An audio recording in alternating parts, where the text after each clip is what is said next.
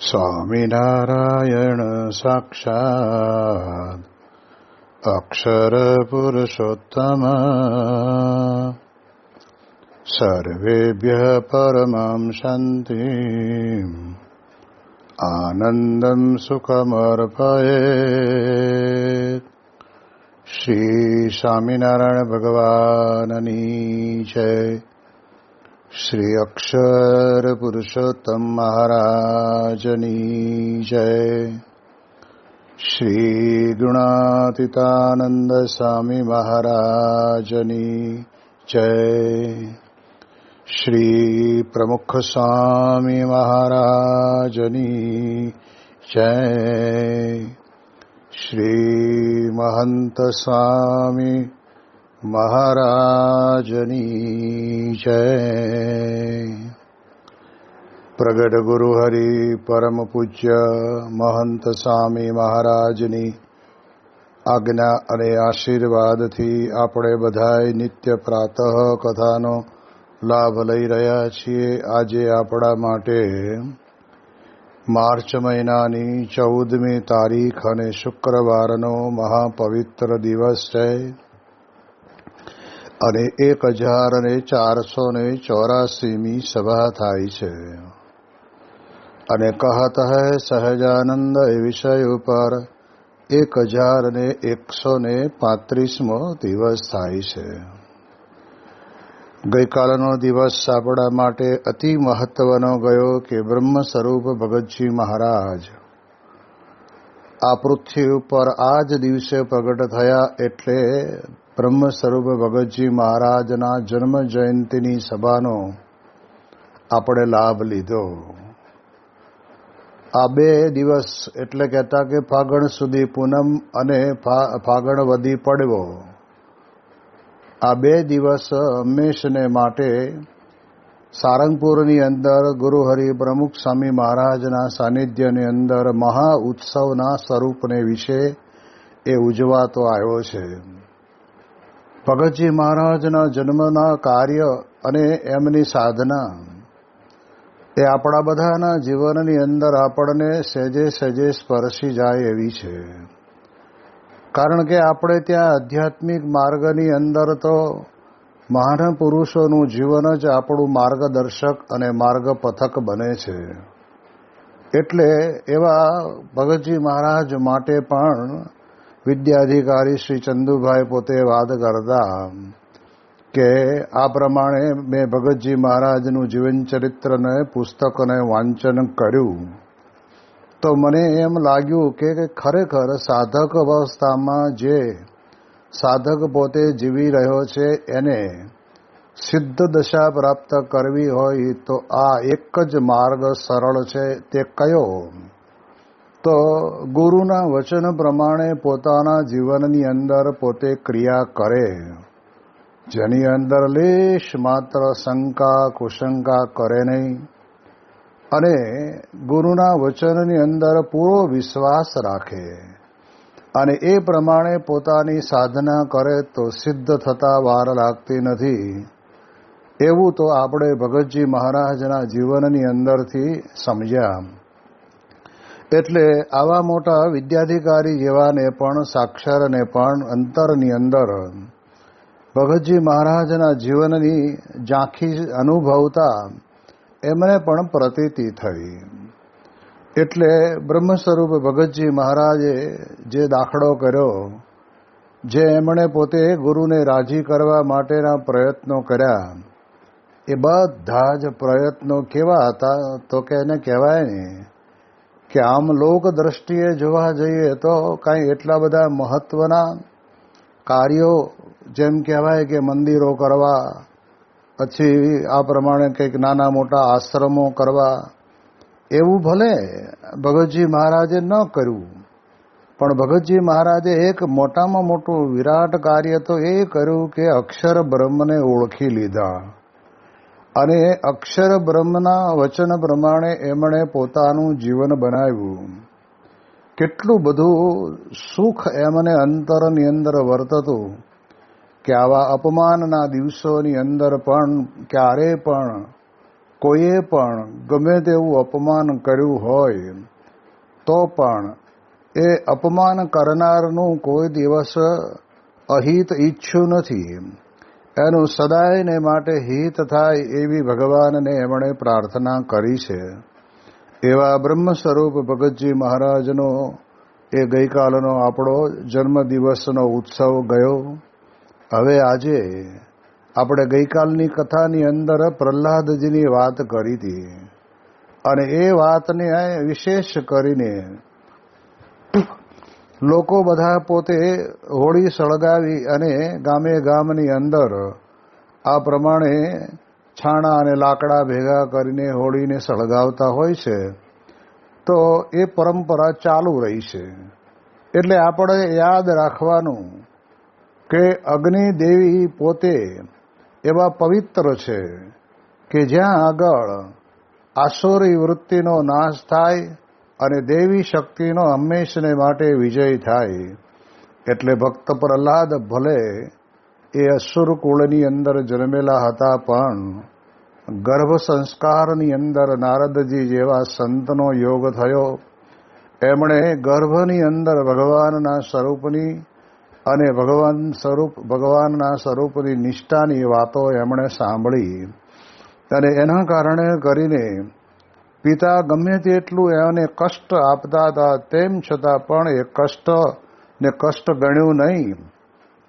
અને મજાની વાત તો ત્યાં આવે છે કે ડગલે ને પગલે ભગવાને પોતે રક્ષા કરી. એટલે તે વખતના સમયની અંદર આ પ્રમાણે એ પૂર્ણિમાના દિવસે હોળી પ્રગટી જાય. પછીનો બીજો દિવસ ધૂળેટીનો કહેતા કે પુષ્પ દોલોત્સવનો આવે છે. એટલે ભગવાન સ્વામિનારાયણના સમયથી મહારાજે બધા જ ઉત્સવોની અંદર જુદી રંગત આપી.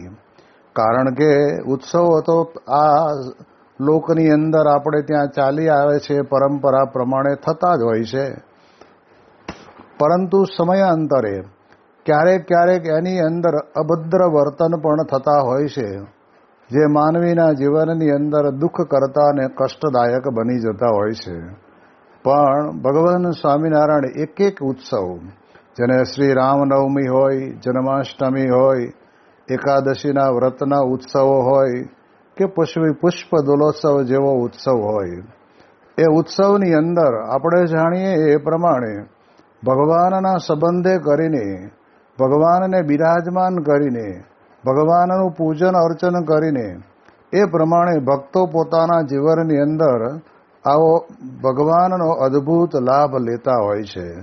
આપણા સંપ્રદાયની અંદર આપણે જાણીએ એ પ્રમાણે જોબન પગીના પોતાના અંતરના વિચાર અને શુભ ભાવનાના કારણે કરીને વડતાલની અંદર ત્યાં 12 બારણાનો હિંડોળો બનાવ્યો સદગુરુ નિષ્કુળાનંદ સ્વામીએ. અને એ હિંડોળાને 2 આંબાની ડાળની વચ્ચે એ બાંધ્યો. એ તમે ગોળ પણ ફરે અને આગળ પાછળ પણ જાય. આવી પ્રકારની કલાકૃતિ કરતો અને આવી પ્રકારની જેને કહેવાય ને કે મિકેનિઝમની દ્રષ્ટિએ પણ ફરતો અને આગળ આવતો જતો. એ હિંડોળાની અંદર મહારાજને વિનંતી કરી કે મહારાજ આપ બિરાજમાન થાઓ, પણ અહીંયા આગળ તો આપને એટલું મારે અરજી કરવાની કે એ અરજી એવી છે કે આપ એક એક દરવાજે જુદા જુદા સ્વરૂપે અમને દર્શન આપો.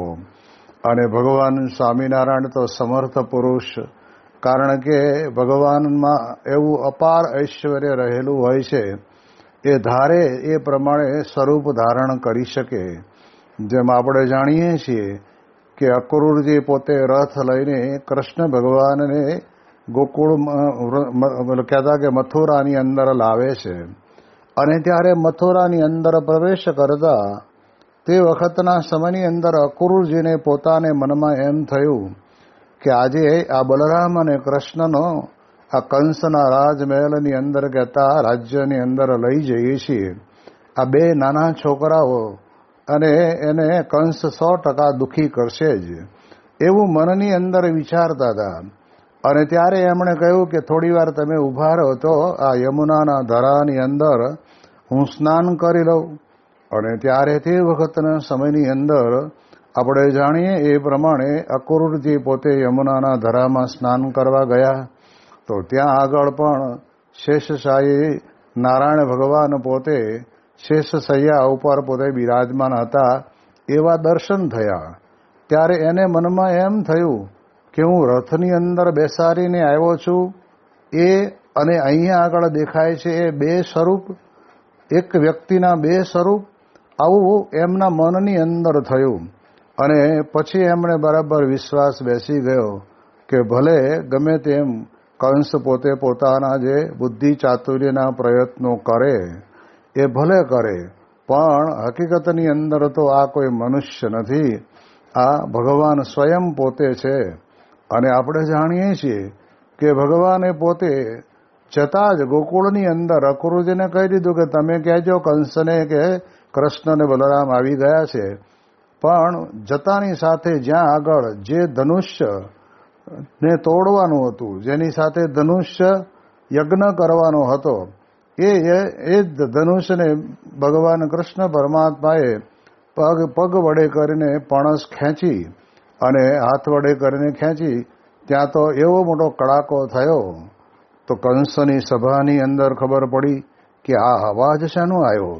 અને ત્યારે ખબર પડી, સમાચાર મળ્યા કે જે ધનુષ્યને આવતીકાલે ધનુષ્ય યજ્ઞની અંદર મૂકવામાં આવવાનું હતું એ જ ધનુષ્યને બે ગોકુળની અંદરથી છોકરાઓ આવ્યા છે અને એમણે આ તોડ્યું. અને ત્યારે કંસને મનની અંદર ભીતિ તો લાગી, પણ આપણે મારે કહેવું એ છે કે ભગવાન પોતે સમર્થ પુરુષ છે, એટલે આ પ્રકારે એ જુદા જુદા સ્વરૂપો ધારણ કરી શકે. આવો જ પ્રસંગ આપણે જાણીએ છીએ કે શરદ પૂર્ણિમાના રાત્રિના દિવસોની અંદર ભગવાન કૃષ્ણ પરમાત્માએ એકાંતનું સુખ આપવા માટે વચનબદ્ધ થયેલા એમણે પોતે તે વખતે ગોપીઓની સાથે રાત્રિના સમયની અંદર રાસ રમ્યા. ત્યારે એક ગોપી અને એક કૃષ્ણ, એક ગોપી અને એક કૃષ્ણ, એટલે જેટલી ગોપીઓ હતી એટલા કૃષ્ણ ભગવાને સ્વરૂપ ધારણ કર્યા. તો અહીંયા મર્મ એ સમજવાનો છે, આ વાતો સાંભળીને ભૂલા પડવાનું નથી, પણ કૃષ્ણ ભગવાન પોતે કોઈ પરદારાની સાથે કહેતા કે અન્ય સ્ત્રીઓની સાથે પરણેલી હોય કે કુંવારી હોય એની સાથે રાત્રિના સમયની અંદર એકલા રાસ રમ્યા એ યોગ્ય ન કહેવાય. એવું કોઈકને મનની અંદર વિચાર આવતો હોય તો વિચારવાનું એટલું કે ભગવાન કૃષ્ણ પરમાત્માના સ્વરૂપને વિશે આ ગોકુળ અને વૃંદાવનમાં રહેનારી તમામ ગોપીઓ એ પોતે કૃષ્ણમય બની ગયેલી હતી. અને એના કારણે કરીને આપણે જાણીએ એ પ્રમાણે કૃષ્ણ ભગવાને કોની સાથે રાસ રમ્યા તો દેહે કરીને ભલે સ્ત્રી પાત્ર હતું, પરંતુ કહેવાય છે કે એક કૃષ્ણમય બનેલું એક દિવ્ય પાત્ર એટલે કૃષ્ણ ભગવાને પોતે પોતાનું સ્વરૂપ બનેલી એવી જે ગોપીઓ કૃષ્ણમય એની સાથે રાસ રમ્યા છે. એટલે એમાં પણ આપણે જોઈએ તો કેટલા બધા સ્વરૂપો ધારણ કર્યા. તો ભગવાન સમર્થ છે, એટલે ભગવાન પોતે આ પ્રમાણે સ્વરૂપો ધારણ કરતા હોય છે. આપણા સંપ્રદાયની અંદર પણ એક ઇતિહાસ છે ને કે આખા અને પીપલાણા બે ગામ છે. જે પીપલાણાની અંદર આપણે જાણીએ એ પ્રમાણે નીલકંઠ પ્રભુ ત્યાં પધારેલા અને એ વખતના સમયની અંદર ત્યાં આગળ મહારાજ પોતે ત્યાં રોકાયેલા. અને આ પ્રમાણે મહારાજ પોતે એક વખત કહેવાય છે ને કે આખા ગામની અંદર પણ અને પીપલાણાની અંદર પણ મહારાજે પીપલાણાના હરિભક્તોને કીધું કે અમે તમારે ત્યાં અન્નકૂટ ઉત્સવ કરશું. એટલે આપણે સમજીએ છીએ કે ભારતીય કેલેન્ડરની અંદર જે અન્નકૂટનો દિવસ આવે એટલે દિવાળીના બીજો દિવસ, નવું વર્ષ, નવા વર્ષે ભગવાનની પાસે આ પ્રમાણે અન્નકૂટ ધરાવવામાં આવતો હોય છે. એટલે પીપલાણાના હરિભક્તો એ બહુ ભક્તિભાવપૂર્વક આ પ્રમાણે અન્નકૂટની તૈયારી કરેલી. ત્યારે આખાના હરિભક્તો પણ પીપલાણા આવીને મહારાજને વિનંતી કરી કે મહારાજ અમારા ગામમાં પણ આપ અન્નકૂટનો ઉત્સવ કરવા પધારો. ત્યારે મહારાજે એમને પણ કહ્યું કે જાઓ તમે તૈયારી કરો અને પછી આપણે જાણીએ એ પ્રમાણે એ આખા ગામના હરિભક્તોએ પણ એ પ્રમાણે અન્નકૂટની તૈયારી કરી અને બંને જગ્યાએ એક સમયે, જેમ કહેવાય ને કે મહારાજ પોતે તો સ્વયં સમર્થ પુરુષ, એટલે એ પોતે તો પોતાના જેટલા સ્વરૂપ ધારણ કરવા હોય એટલા કરી શકે, પરંતુ મહારાજની જોડે જે પરમહંસો હતા, મહારાજની જોડે જે હરિભક્તો હતા, એવો ને એવો જ હરિભક્તો અને સંતો સાથેનું આ એક મહામંડળ, એ ભગવાન સ્વામિનારાયણ સાથેનું, એ આખાની અંદર પણ એવી જ રીતે દેખાય અને પીપલાણામાં પણ એવી જ રીતે દેખાય. જ્યારે આખા ગામનો એક હરિભક્ત પીપલાણા આવ્યો ત્યારે એણે જોયું કે અમારા ગામમાં ભગવાન સ્વામિનારાયણ છે અને અહીંયા પણ છે. એટલે એમ આપણા સંપ્રદાયની અંદર આ એક વાત પ્રચલિત થઈ, પણ વાસ્તવિક સમજવા જઈએ તો આપણને ખ્યાલ આવે કે આ પ્રમાણે બે સ્વરૂપ ધારણ કરવા પોતાના તો કરે, પણ આ હરિભક્તો અને સંતો સાથે આ પ્રમાણે સ્વરૂપો ધારણ કર્યા. એટલે એ દ્રષ્ટિથી આપણે વિચારવાનું કે ભગવાન પોતે સમર્થ છે.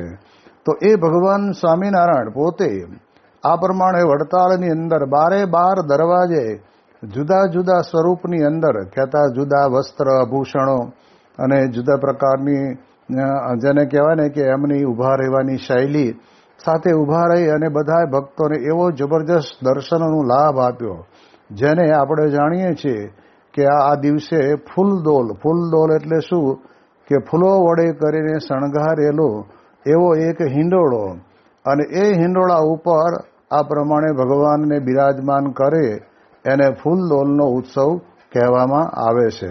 એટલે આ પ્રમાણે અહીંયા આગળ આ ફૂલદોલનો ઉત્સવ થયો અને આપણે ત્યાં આગળ આની તો જબરજસ્ત એ સમયની અંદર તે સમયના રહેલા ભક્ત કવિઓએ પણ આ પ્રમાણે એનું પદ પણ બનાવ્યું છે. વડતાલ ગામ ફૂલવાડીએ રે બાંધો હિંડોળો આંબાની ડાળ, વડતાલ ગામ ફૂલવાડીએ રે બાંધો હિંડોળો આંબાની ડાળ, આંબાની ડાળ મારા વાલા આંબાની ડાળ, વડતાલ ગામ ફૂલવાડીએ બાંધો હિંડોળો આંબાની ડાળ.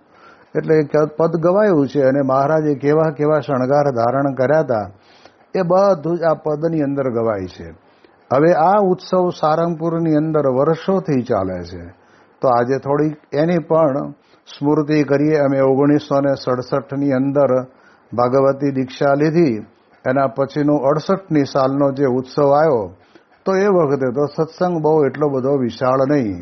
યોગીજી મહારાજ પધારે તો પ્રમુખ સ્વામી મહારાજ પણ જોડે હોય, અને તે વખતે મંદિર ઉપર જે ઠાકોરજી પાસે જ આ ઉત્સવની રેરમછેલ થતી, અને તે વખતે તો મહારાજના હાથની અંદર રંગથી ભરેલી પિચકારી આપવામાં આવતી અને કુંડીની અંદર રંગ મૂકવામાં આવતો, અને તે વખતે ગુલાલ અને અબીર મૂકવામાં આવતા. આટલું જ હતું, બહુ સત્સંગ નાનો હતો ત્યારે. પણ પછી જેમ જેમ સમય ગયો એમ પ્રમુખ સ્વામી મહારાજે પોતે આ ઉત્સવને, જેને કહેવાય ને કે નાના સભા મંડપની અંદર ફૂલદોલના સમયની કથા વાર્તા થતી, એ કથા વાર્તાને વિશાળ મંડપની અંદર લઈ ગયા. અને આપણે જાણીએ એ પ્રમાણે કેટલા બધા પ્રકારના આવા ઉત્સવો કરીને આપણને બધાને એ સત્સંગની અંદર ભગવાનની મૂર્તિના સુખે સુખિયા કરવાનું કાર્ય એ પ્રમુખ સ્વામી મહારાજે કર્યું. અને પછી તો વધત જેમ વધત જે સત્સંગની અંદર બધાને ખબર પડવા માંડી કે આવો અદ્ભુત એ ફૂલદોલનો ઉત્સવનો રંગ ઉત્સવનો લાભ પ્રમુખ સ્વામી મહારાજના કરકમળો દ્વારા આપણને પ્રાપ્ત થાય છે.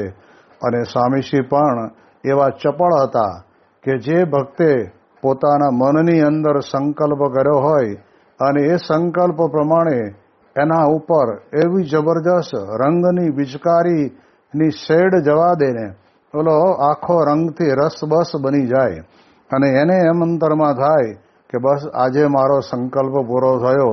આવા એક બે નહીં, હજારોની સંખ્યાની અંદર પણ પ્રમુખ સ્વામી મહારાજ પોતે બધાને રંગતા રહ્યા છે. ત્યારે આપણને ખ્યાલ આવે કે મોટા પુરુષનું જીવન એ આપણને આ પ્રમાણે ફૂલદોલના ઉત્સવની અંદર પોતાના અંતરમાં પડેલા ભક્તિના રંગે કરીને બધાને ભીંજવી દે છે. અને લાખ માણસ, 1.25 લાખ માણસ સુધી તો આપણે રેકોર્ડ બ્રેક આ પ્રમાણે આ સંખ્યાને સાંભળી છે. તો એવી રીતે સારંગપુરની અંદર ઉત્સવ થાય એવો જ ઉત્સવ એક અમદાવાદ શાહીબાગ મંદિરની અંદર કરેલો.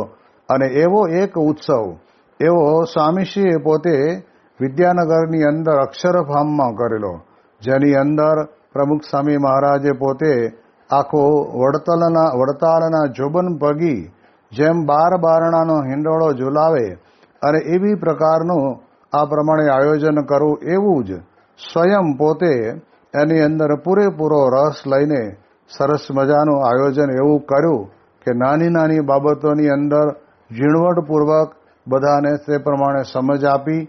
અને એવો એક અદ્ભુત ઉત્સવ થયો. એની અંદર પણ ભગવાન સ્વામિનારાયણને એ 12 બારણાના હિંડોળાની અંદર પધરાવેલા એનો એ જ હિંડોળો અત્યારે આપણે અક્ષર પુરુષોત્તમ સ્વામિનારાયણ છાત્રાલયની અંદર વિદ્યાનગરની અંદર રાખવામાં આવ્યો છે. એ પ્રસાદીના હિંડોળાના દર્શન આપણે કરીએ તો એ હિંડોળો પણ એવી જ રીતે ગોળ પણ 2 બાજુ ફરે અને આગળ પાછળ પણ જાય. એટલે આ પ્રમાણે પ્રમુખ સ્વામી મહારાજના સાનિધ્યની અંદર આવો એક ઉત્સવ ત્યાં આગળ જેને કહેવાય ને કે અક્ષરધામની અંદર કરવામાં આવેલો. અને તે વખતે સંઘવી સાહેબ પણ ત્યાં આગળ આવેલા અને એમને પણ બહુ અદ્ભુત આનંદ થયો. દર વર્ષે આ ફૂલદોલના સમયની અંદર કોઈને કોઈ મહાન અતિથિ તો આવી જ જાય. અને કારણ કે સ્વામીશ્રીના કરકમળો દ્વારા આવા ભક્તિભીના રંગે કરીને રંગાવવાની ઈચ્છા કોને ન હોય. એટલે જેના ભાગ્યની અંદર હોય એ પ્રમાણે એ આવે અને લાભ પણ પોતે લે. તો આવી રીતે પ્રમુખ સ્વામી મહારાજના સાનિધ્યની અંદર આ ફૂલદોલનો ઉત્સવ ઉજવાય. પરંતુ એ ઉત્સવ ઉજવતા પહેલા આપણા સંપ્રદાયની અંદર ભગવાન સ્વામિનારાયણના વખતમાં જે સારંગપુરની અંદર જ ઉત્સવ ઉજવાયો હતો. અને એ ઉત્સવ પછી આમ જેને કહેવાય ને કે આપણે આમ સંપ્રદાયની પરંપરા પ્રમાણે ખજૂર અને કે દાળિયા અને ધાણી આ પ્રકારનું એક ફગવાનું પ્રસાદ પણ વેચાતો હોય છે. અને એ પ્રસાદને માણવા માટે આપણે જાણીએ કે બધા જ ભક્તોને લાભ મળતો હોય છે. એટલે એ વખતના સમયની અંદર આ ફગવાનો પ્રસાદ આપે. જેમ ભગતજી મહારાજે પણ ફગવાનો પ્રસાદ લીધેલો, એવી જ રીતે અહીંયા આગળ જે ડાંગરવાની અંદર રહેતા મહિલા હરિભક્તો જતન ફૈબા એ આદિ બધાએ ભેગા થઈને મહારાજને કહ્યું કે મહારાજ તમે આ ધાણી ચણા અને કહેવાય છે ને કે ખજૂરના ફગવા તો અમને આપશો. એ તો આપના કરકમળો દ્વારા મળેલી પ્રસાદી છે, પણ અમે તમારી પાસે જે માગીએ એ અમને આપો અને અમે ન માગીએ એ ન આપો. હવે આપણે ઇતિહાસ તપાસ કરીએ તો આવું ભાગ્યે આપણને જોવા મળે કે ભગવાનની પાસે માગવું શું માગવું, તો એ માગવાનું આપણને સમજ પડે. જેમ પ્રહલાદજીએ પોતે જ્યારે ભગવાન નરસિંહ ભગવાને કહ્યું કે માગ હું તારી ભક્તિ ઉપર રાજી થયો છું. અને ત્યારે તે વખતે કહ્યું કે મારે કાંઈ જોઈતું નથી. તો કે ના તું માગ જે જોઈએ. અને ત્યારે પ્રહલાદજી પોતે બોલ્યા કે તમે મારી જે અત્યાર સુધી રક્ષા કરીને એને હું રક્ષા માનતો જ નથી. હું તો રક્ષા તો હું ક્યારે માનું? તો કે મારા ઇન્દ્રિયો, અંતઃકરણના ગણ અને શત્રુ થકી તમે મને બચાવશો ને ત્યારે હું રક્ષા માનીશ. આ પ્રમાણે જ્યારે પ્રહલાદજીએ માગ્યું એમ આ ઉત્તર ગુજરાતના એ બાય હરિભક્તોએ મહારાજની પાસે માગ્યું. મહાબળવંત માયા તમારી જેણે આવરિયા નર નારી એહ માયાય મોને ન વ્યાપે. મહારાજની પાસે કહે છે કે હે મહારાજ, મહાબળવંત માયા તમારી જેણે આવરિયા નર નારી એ માયા અમને ન વ્યાપે. એવું વરદાન અમને આપો. તો ભગવાનની પાસે આવું આધ્યાત્મિક ક્ષેત્ર અને આધ્યાત્મિક જ્ઞાન જેને અંતરની અંદર બરાબર દ્રઢ થયું હોય ને અને ભગવાનના સ્વરૂપને ઓળખી ગયા હોય તો ભગવાનની પાસે આટલું જ માગે કે હે પ્રભુ, આ દુનિયાની અંદર તો સર્વત્ર માયાનો પ્રભાવ છે અને બધા લોકો માયાની વચ્ચે જ રહે છે, પરંતુ હું અને મારાપણાની જે માયા છે ને એ છેલ્લાના 39ના વચનામૃતની અંદર આપણને કહી, એ માયા થકી તમે અમને મુક્તિ અપાવો. અમારે સંસારનું સુખ જોઈતું નથી, અમારે બીજું કંઈ જોઈતું નથી.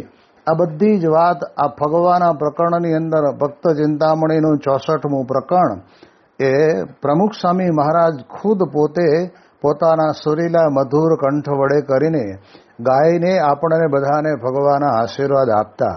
એ વર્ષો સુધી આપણે એ અનુભવ કર્યો તો આપણે જાણીએ એ પ્રમાણે સ્વામીશ્રીની તબિયત જ્યાં સુધી સારી હતી ત્યાં સુધી તો આ પ્રકરણ હંમેશને માટે ગાતા. અને શાસ્ત્રીજી મહારાજના સમયની અંદર પણ એ પ્રમુખ સ્વામી મહારાજનો રૂપેરી ઘંટડીના જેવો મીઠો અવાજ અને ગાવાની લહેક એ સાંભળીને શાસ્ત્રીજી મહારાજ પણ કહેતા કે હવે નારાયણદા આવ્યા, ભક્ત ચિંતામણી સંભળાવશે ને એટલે મારા શરીરની અંદર જે કંઈ રોગ છે ને એ રોગ જતો રહેશે. આવી રીતે એ પ્રમુખ સ્વામી મહારાજને ગાવાની શૈલી હતી અને સ્વામીશ્રીની ગાવાની શૈલી ઉપર શાસ્ત્રીજી મહારાજ રાજી થઈ જતા. તો એ પ્રમુખ સ્વામી મહારાજ પોતે આ પ્રમાણે એ ફૂલદોલના ઉત્સવની અંદર આવી રીતે જુદી જુદી પ્રકારના એ હિંડોળા બનાવ્યા હોય અને એ હિંડોળાના આકારની અંદર મહારાજને ઝુલાવ્યા હોય, સ્વામીશ્રીને પણ ઝુલાવ્યા હોય. આવી પ્રકારનું બનતું. એમાં 1974ની સાલની અંદર પ્રમુખ સ્વામી મહારાજ પરદેશ ગયા હતા અને પછી 75ની સાલમાં જ્યારે આવ્યા ત્યારે કહ્યું કે તે વખતે પ્રમુખ સ્વામી મહારાજ માટે ત્યાં આગળ જૂની ગૌશાળા જે મંદિરની અંદર હતી એ જગ્યાએ 2 લીમડા હતા અને લીમડાની વચ્ચે બરાબર પાઇપ નાખી અને હરિપ્રકાશ સ્વામીએ પોતે જાતે એ પ્રમાણે કહેવાય છે કે કોઈને ખબર ન પડે કે અહીંયા હિંડોળો છે, પણ એવી રીતનો હિંડોળાનો આકાર આપેલો. અને તે વખતના સમયની અંદર સ્વામીશ્રી પોતે બેઠેલા અને જ્યારે બાપા બેસી જાય પછી નીચે જે ટેકા મૂકેલા હતા ને એ ટેકા કાઢી લીધા અને ધીમે ધીમે હિંડોળો ચાલવા માંડ્યો. પણ સ્વામીશ્રીની તે વખતના સમયની અંદર પણ નાદુરસ્ત તબિયત, તાવ આવી ગયેલો અને તેમ છતાં પણ સ્વામી કે ના, આજે તો ઘણા બધા હરિભક્તો સભામાં આવ્યા હોય અને આપણે અહીંયા પથારીમાં માંદાની જેમ પડ્યા રહીએ એ યોગ્ય કહેવાય નહીં, એટલે આપણે જઈએ.